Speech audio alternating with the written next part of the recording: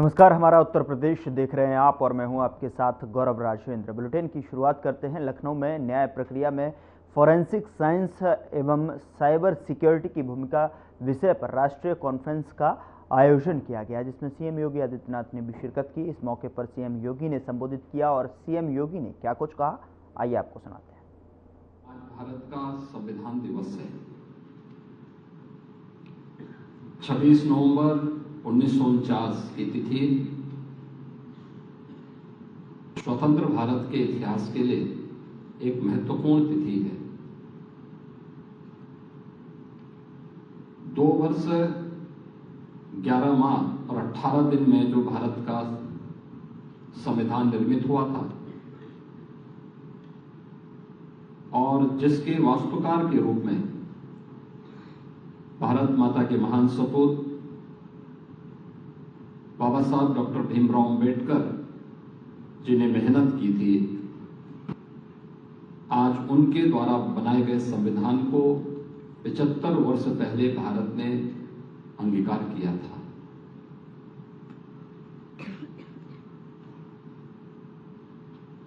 छब्बीस नवंबर 2015 से इस तिथि को प्रधानमंत्री मोदी जी के आह्वान पर पूरा देश संविधान दिवस के रूप में आयोजित करता है और वही समारोह आज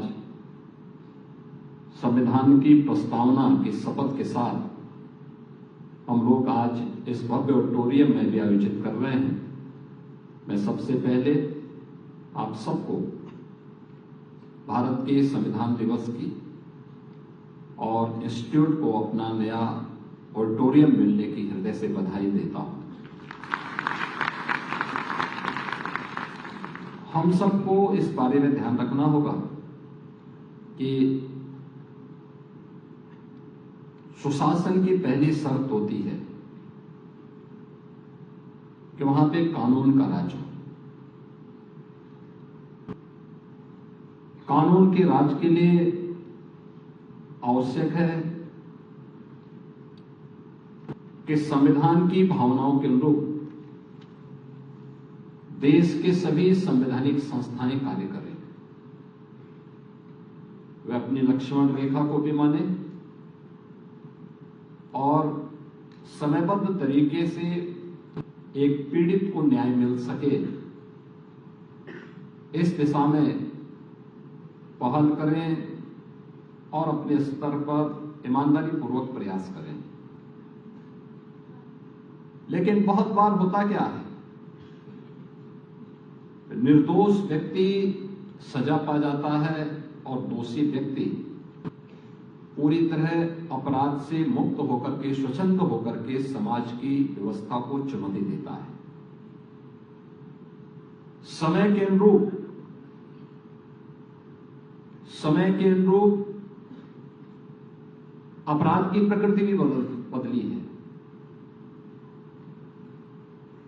जब भारत के अंदर ये सभी कानून बने होंगे, उस समय की परिस्थितियां, उस समय की सामाजिक परिस्थितियां, उस समय की राजनीतिक परिस्थितियां कुछ और थी। ये देश स्वतंत्र था, देश स्वतंत्र हुआ, देश ने अपने आपराधिक कानून, अपने सिविल कानून और अन्य सभी प्रकार के जो भी कानून बनाने थे वह उसके अनुरूप, समय के अनुरूप बन नहीं पाए थे और फिर वह विसंगति हमें हर स्तर पर देखने को मिलती थी। भारत के संविधान ने भारत के हर नागरिक को भारत के अंदर सरकार बनाने के लिए समान मताधिकार की शक्ति प्रदान की,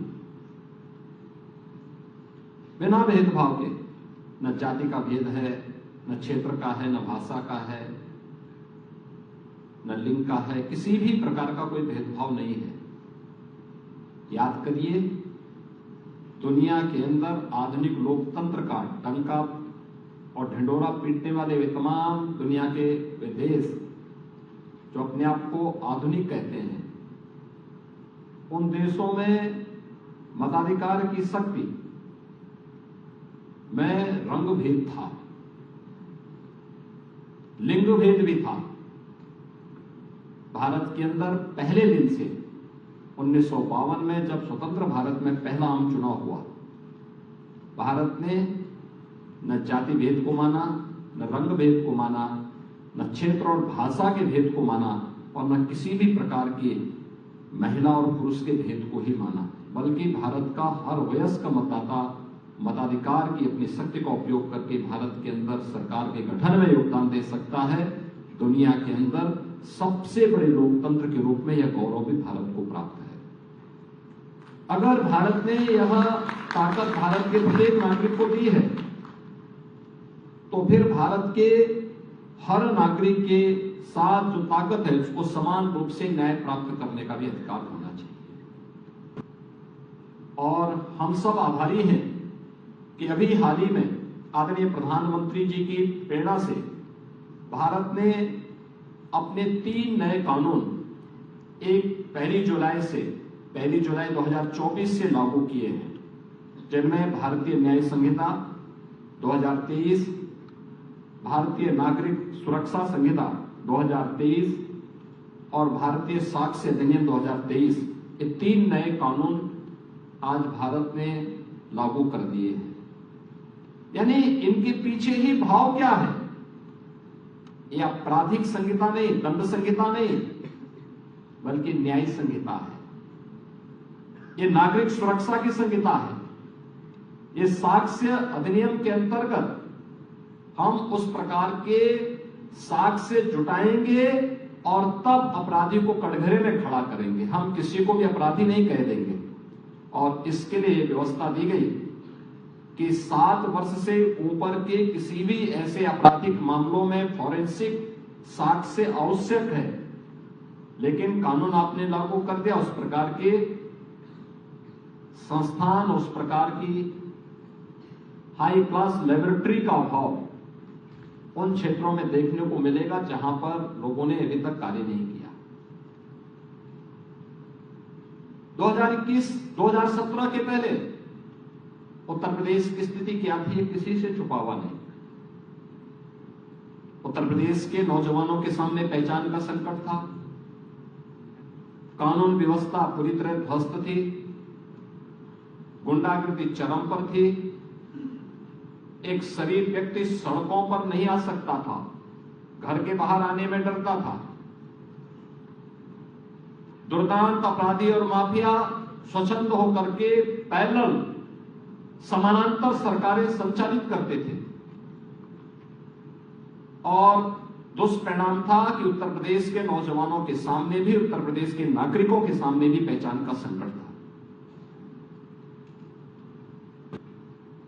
उस समय जब ये दायित्व उत्तर प्रदेश के अंदर, देश की सबसे बड़ी आबादी के राज्य के अंदर सरकार का संचालन करना है, मुझे दायित्व दिया गया, तो मेरे सामने सबसे बड़ी चुनौती यही थी कि हम उत्तर प्रदेश को दंगा मुक्त, गुंडा मुक्त, माफिया मुक्त कैसे करेंगे। क्योंकि उत्तर प्रदेश में तब उत्तर प्रदेश पुलिस, जो दुनिया का सबसे बड़ा पुलिस, सिविल पुलिस रखता है, उसमें से आधे से अधिक पद खाली थे। पुलिस की भर्ती की प्रक्रिया को पारदर्शी तरीके से संपन्न भी करना है, कैसे होगा। और फिर जब सरकार ने कार्य करना प्रारंभ कर दिया, और हम लोग हमेशा इस बात को मानते कि जहां चाहा वहां राह, अपने आप रास्ता बनता गया। 1,54,000 से अधिक हमने पुलिस कार्मिकों की भर्ती की, पूरी पारदर्शी तरीके से की। अभी हाल ही में आपने देखा होगा 60,200 पुलिस कार्मिकों की नई भर्ती की प्रक्रिया उत्तर प्रदेश के अंदर हम लोगों ने संपन्न की है। प्रयागराज में आयोजित होने वाले महाकुंभ 2025 को दिव्य और भव्य बनाने के सभी संभव प्रयास हो रहे हैं। मेला प्राधिकरण महाकुंभ 2025 को सीएम योगी की विरासत और विकास के विजन के मुताबिक महाकुंभ 2025 को डिजिटल महाकुंभ के तौर पर भी विकसित कर रहा है। इस दिशा में महाकुंभ की पौराणिक परंपरा और गाथा को VR और डिजिटल तकनीक के माध्यम से नई पीढ़ी तक पहुंचाने के लिए डिजिटल महाकुंभ एक्सपीरियंसेस सेंटर बनाया जा रहा है।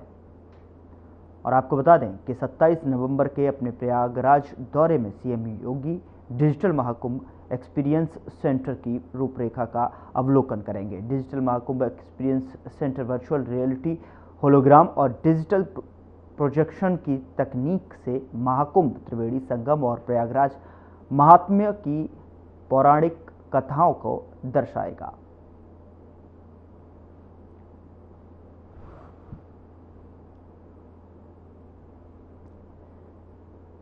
उधर बीजेपी के वरिष्ठ नेता और वाराणसी शहर दक्षिण से कई बार विधायक रहे श्यामदेव राय चौधरी का मंगलवार को निधन हो गया।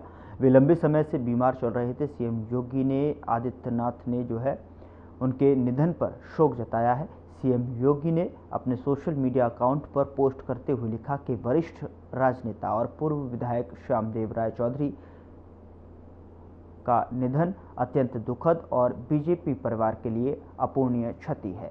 उन्हें विनम्र श्रद्धांजलि। और इसी के साथ सीएम योगी ने लिखा कि प्रभु श्री राम से प्रार्थना है कि दिवंगत पुण्यात्मा को सद्गति तथा शोकाकुल परिजनों को ये अथाह दुख सहन करने की शक्ति प्रदान करें। बता दें कि पूर्व मंत्री श्यामदेव राय चौधरी काफी दिनों से बीमार थे। उन्हें 5 नवंबर को अस्पताल में भर्ती कराया गया था। देव दीपावली के बाद सीएम योगी ने 16 नवंबर को काशी के अस्पताल पहुंचकर पूर्व विधायक का हालचाल जाना था।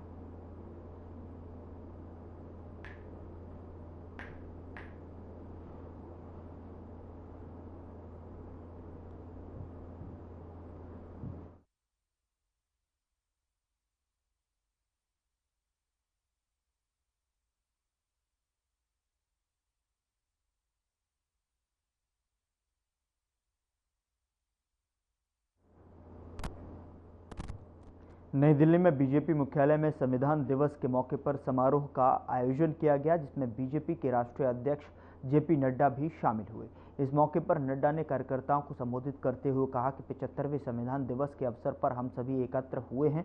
आज के दिन हम बाबा साहेब भीमराव अंबेडकर जी को याद करते हैं। संविधान को कार्यरूप देने में उनकी बहुत बड़ी भूमिका रही है। उन्होंने आगे कहा कि आज ही के दिन मुंबई में हमले हुए और जिसमें हमारे नागरिक, विदेशी पर्यटक हताहत हुए और हमारे सुरक्षाकर्मी शहीद हुए। 75वें संविधान दिवस के अवसर पर हम सब लोग यहाँ एकत्र आए हैं। कुछ देर पहले संविधान सदन के केंद्रीय कक्ष में महामहिम राष्ट्रपति महोदया द्रौपदी मुर्मू जी ने हम सबका संबोधन किया, राष्ट्र के नाम संबोधन किया और उन्होंने 75वें संविधान सभा की दृष्टि, संविधान दिवस के दृष्टि से हम सबका मार्गदर्शन भी किया और आज के दिवस के बारे में उन्होंने इसकी महत्वपूर्ण बिंदुओं को हम सबके सामने रखा। अभी वीरेंद्र जी चर्चा कर रहे थे कि भारत रत्न बाबा साहब भीमराव अंबेडकर जी ने संविधान सभा में ड्राफ्टिंग कमेटी के चेयरमैन के रूप में ये संविधान हम सबको दिया है।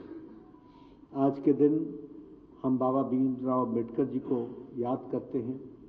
उनकी एक बहुत बड़ी भूमिका संविधान को कार्य रूप देने में रही और उन्होंने इसको ड्राफ्टिंग कमेटी के चेयरमैन के रूप में इसको एक रूप भी दिया और यह संविधान हम सबको, इस देश को आगे बढ़ाने में बहुत कारगर सिद्ध हुआ है। संविधान सभा के अध्यक्ष के रूप में डॉक्टर राजेंद्र प्रसाद जी को भी याद करना, जिन्होंने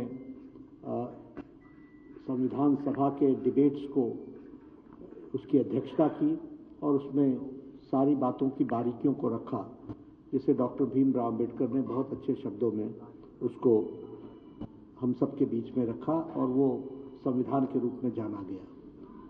तो आज के दिन हम डॉक्टर भीमराव अंबेडकर जी को, राजेंद्र प्रसाद जी को नमन भी करते हैं और डॉक्टर भीमराव अंबेडकर जी को इस करके विशेष करके याद करते हैं कि उन्होंने एक बहुत ही अच्छे तरीके से एक संविधान जो दुनिया का सबसे बड़ा संवैधानिक ग्रंथ बना, सबसे बड़ा ग्रंथ बना, उसके लिए हम सब लोग उनको याद करते हैं और आज के दिन उनको याद करना बनता है और हम सब लोग उनके इस संविधान को कार्य रूप देने में अपना पूरा योगदान करें, इस बात का हम संकल्प भी लेते हैं। आज ही के दिन जब हम 26 नवंबर को याद करते हैं तो आवश्यक ये भी हो जाता है कि हम 26/11 को भी याद करें, क्योंकि आज ही के दिन मुंबई में जो हमले हुए, जिसमें आम लोग, हमारे नागरिक बंधु और विदेशी पर्यटक भी कुछ हताहत हुए, साथ में हमारे सुरक्षा कर्मचारी भी शहीद हुए। आज उनको भी याद करना आवश्यक है, क्योंकि उन्होंने भी अपनी जान दी और जिस तरीके से यह हमला हुआ था, उस समय जिन लोगों ने उनको बचाने के लिए योगदान किया, ऐसे हमारे सुरक्षाकर्मी, उनको भी हम भावभीनी श्रद्धांजलि देते हैं और उनको भी आज के दिन हम याद करते हैं।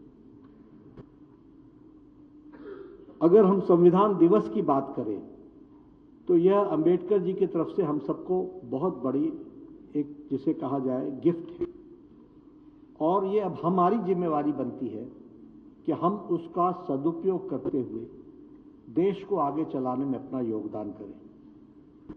यहां मैं यह भी बताना चाहूंगा कि हमें ध्यान में रखना चाहिए कि संविधान तो 1949 में बनकर के तैयार हुआ और 26 नवंबर को वो देश ने उसको ड्राफ्टिंग कमेटी के उसकी रिपोर्ट को एक्सेप्ट किया, लेकिन संविधान दिवस के रूप में मनाने में इस देश के नेतृत्व को तय करने में 65 साल लग गए, 65 इयर्स।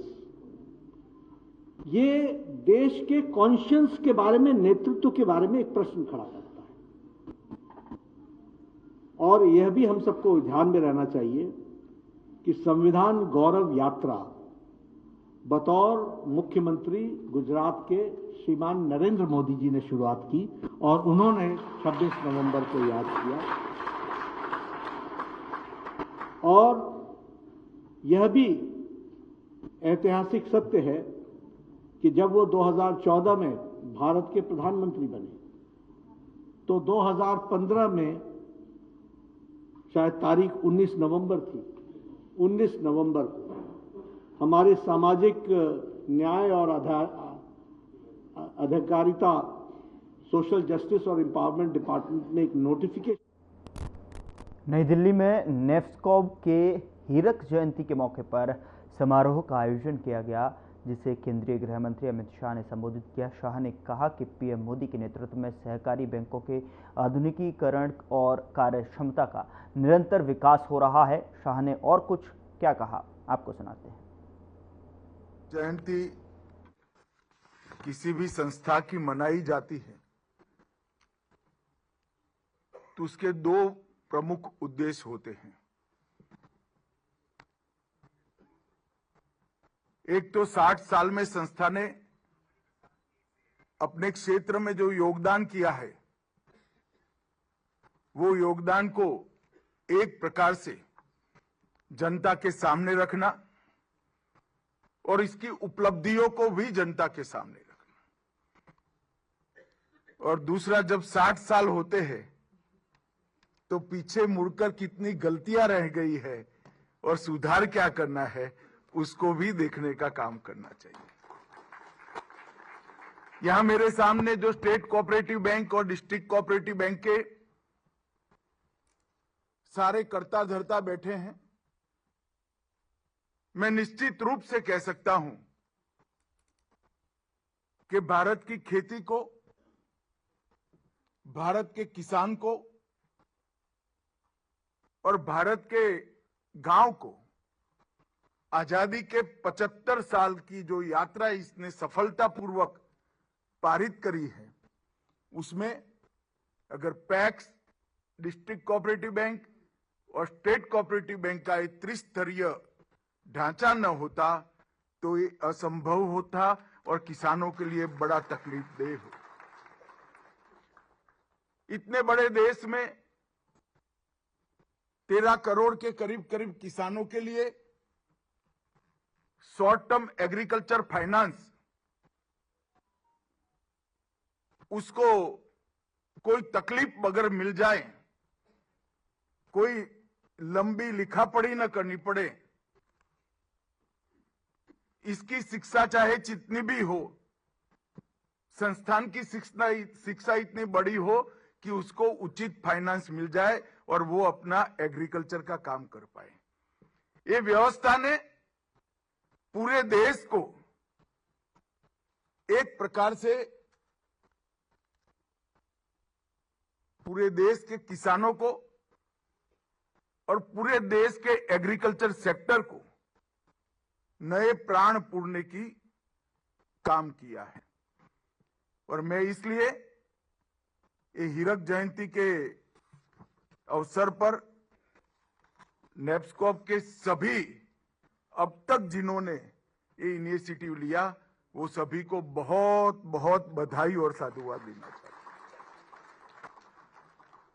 नहीं केवल स्टेट कोऑपरेटिव बैंक और डिस्ट्रिक्ट कोऑपरेटिव बैंक ने शॉर्ट टर्म एग्रीकल्चर फाइनेंस की चिंता की है,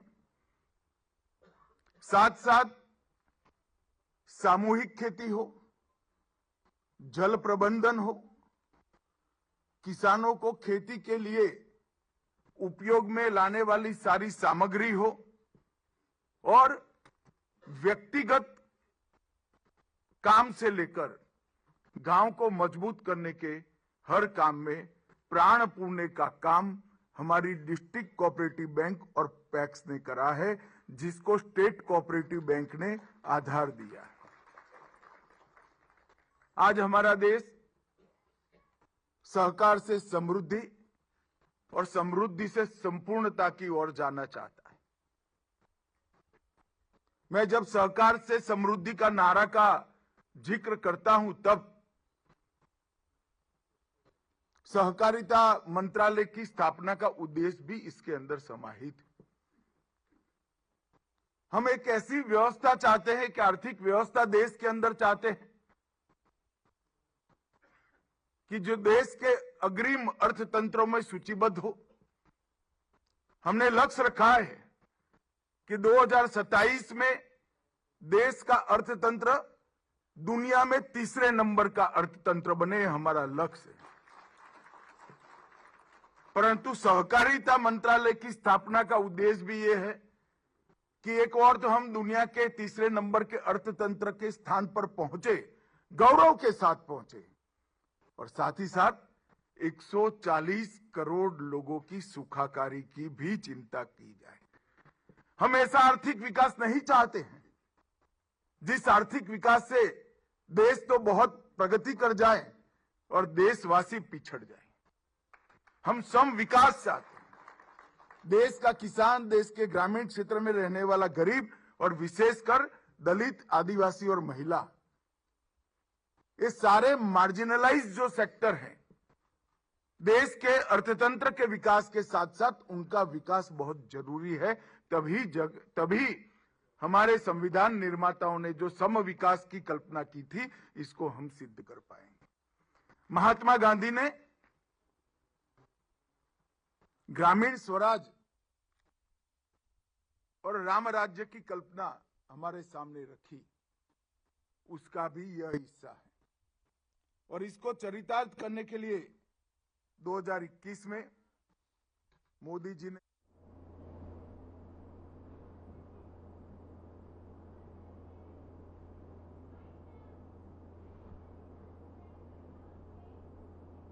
बुलेटिन में मेरे साथ इतना ही, पर अब वक्त हो चला है डॉक्टर राकेश गुप्ता के साथ हमारे खास कार्यक्रम प्लस माइनस का।